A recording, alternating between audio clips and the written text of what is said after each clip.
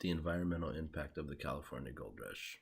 I'm Thomas Haidl, and this is for History 393, the history of California. Gold is one of the most valued and sought after materials on Earth. Because of the aggressive measures that were used to mine gold, the environment suffered tremendously during this time. Throughout the California Gold Rush, the equipment that was used, particularly the hydraulic lift and the placer, were harsh and destructive to the environment and the wildlife nearby the mining sites. In our assigned reading from Green vs. Gold, Miller described the impact of the placers. Without a doubt,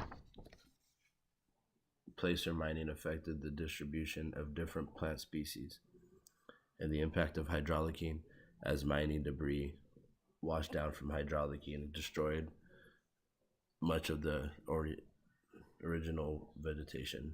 That was on page 129. The California Gold Rush had an overwhelmingly negative effect on the state's environment. Permanent, irreversible destruction was caused by the modern technology of that time, as Robert Kelly wrote in the Mining on Trial from Green vs. Gold. Rich farmland was turned into wasteland. That was on page 120. At the beginning of the gold rush, I don't think the mining companies understood the severity of the damage they were causing. They looked at it as a way of improving their lifestyles. They saw it as an opportunity to become wealthy in a short amount of time. They did not realize there would be such a dire consequence for their actions. Though once farms and homes were being destroyed and families were forced off their land, I think that they became more aware of the impact.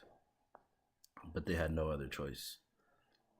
By the time that groups had formed to take legal action against the miners and mining companies, they definitely knew that they were damaging the environment. Most of the miners had left their homes and traveled to California for the gold rush. They had no other alternative but to continue searching for gold.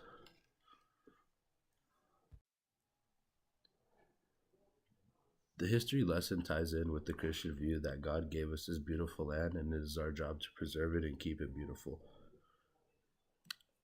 I will end with the quote from Genesis 2:15.